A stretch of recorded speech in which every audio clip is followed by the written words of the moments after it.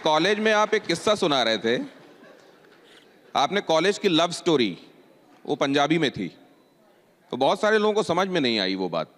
वो किस्सा क्या था? वो उस समय होता है ये, हम अपनी तरफ से हो जाता, क्रश हो जाता है उस टाइम पे। बाद में खुद बंदे को भी नहीं पता होता मैं कुछ बन जाऊंगा, हो जाता है ऐसा। कॉलेज के टाइम पे अगर ऐसा ना हो तो फिर डॉक्टर के पास जाना पड़ता है, सर उस उम्र में। ठीक है। तो वो था क्या? पंजाबी में आपने बताया था, तो फिर हिंदी में उसकी तर्जुमानी ठीक नहीं है क्या? वो तो अपनी तरफ से कुछ जो वन वे होता है वो चलता था। जब उस कुछ बन गए तो वो दोबारा मिले, तो मैंने उनको बोल दिया कि अगर उस दिन झगड़ा ना होता तो शायद इस गाड़ी से इकट्ठे उतरते। तो उसने कहा कि मुझे कौन सा पता था इतने बड़े बंदे बन जाओगे। मैंने कहा अब तो क्या करेंगे, मैं क्या करूँ इसमें। वो तो आपका भी होगा ऐसा। तो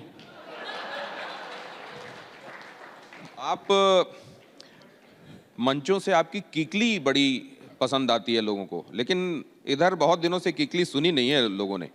आजकल आप किकली कम सुनाते हैं क्या? नहीं, ऐसा नहीं है। क्या होता है कि इलेक्शन के समय बहुत कुछ मुद्दे ऐसे होते हैं जिसमें जहाँ ना पहुँचे रवि वहाँ पहुँचे कवि।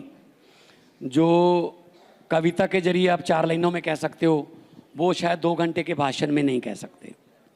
तो यही चीज़ मुझे काफ़ी फ़ायदेमंद हुई कि मैं कविता लिख लेता था। कविता के ज़रिए मैं पार्लियामेंट में जब बोलता था मुझे टाइम कम मिलता था, लेकिन उस टाइम को मैं इस्तेमाल करता था कविता के रूप में। कई बार मैंने पार्लियामेंट में छोटी छोटी कविताएं भी वो भी सुनाई थी। अच्छे दिन कब आने वाले हैं, वो अगर मैं 2 घंटे पूछता तो फिर भी मैं अच्छे दिन कब आने वाले हैं, लेकिन कविता के ज़रिए थोड़ा जल्दी हो जाती है। तो इसलिए कविता थी, वो किकली भी एक कविता थी। आने वाले इलेक्शन में और लिख लेंगे। घर की खेती है। इस वक्त भी लोगों को इंतजार है, कोई किकली तो इस वक्त भी हो जानी चाहिए। कोई तो याद होगी, या कोई अभी आप तो स्पॉन्टेनियस बना देते हैं। सुना तो दूंगा, लेकिन है तो वो अभी भी वही लागू है कि किकली कलीर दी गप सुखवीर दी, चिट्टा मेरे भाई दा बार्डर तो मंगाई दा, खुला बरताई दा दसो किन्ना चाहिदा, चिट्टा साडा लहू वे मैं बादलों दी बहू वे। तो सारा परिवार ही जब एक राजनीति में है, जो बहू है वो केंद्र में मंत्री, बाप जो ससुर है वो पंजाब का मुख्यमंत्री, जो हस्बैंड है वो पंजाब का डिप्टी मुख्यमंत्री, जो भाई है वो पंजाब का मंत्री, जो बहनोई है वो भी मंत्री, और सारा कुछ ही अपने लिए रख लिया। तो परिवार बाद इतना ज़्यादा, तो फिर आम लोग जो हैं वो अपने आप को चीटेड फील करते हैं कि हम लोग भी हैं पार्टी में, हम लोगों ने भी पार्टी बनाने में कार्यकर्ता। और आम आदमी पार्टी ऐसी है जो आम लोगों को मौका देती है। हमारे जो 92 हमारे एमएलए जो चुने गए थे, उनमें से 82 जो थे वो फर्स्ट टाइमर थे। तो मतलब अगर इंक्लूडिंग माई सेल्फ, मैं भी पहली बार जीता था। तो भारतीय जनता पार्टी अगर किसी पहले से बहुत ना जाने गए चेहरे को सीएम बना दे, तो वो तो देखिए किसी नए नवेले को बना देती है, आप नाम पूछने लगते हैं। लेकिन आप जब नए लोगों को आप कहते हैं कि जिनका कोई राजनीति से ताल्लुक नहीं है, उनको भी मौके देते हैं, तो ये मौका हो जाता है।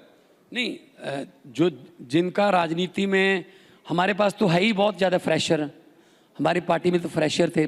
मैं पहली बार एमएलए बना और पहली बार ही मेरे नाम पे लड़ा गया इलेक्शन, तो लोगों ने एक्सेप्ट किया इसका मतलब। तो धीरे धीरे एक्सपीरियंस हो जाता है, अब तजर्बा भी हो गया। तो तजर्बा तो एक्सपीरियंस तो कहते हैं, एक्सपीरियंस वो कंगा है जो आदमी को उस वक्त मिलता है जब वो गंजा हो जाता है। इसीलिए दूसरों के एक्सपीरियंस को इस्तेमाल कर लो ताकि आपके पास कंगा उस समय आ जाए जब आपके बाल हो।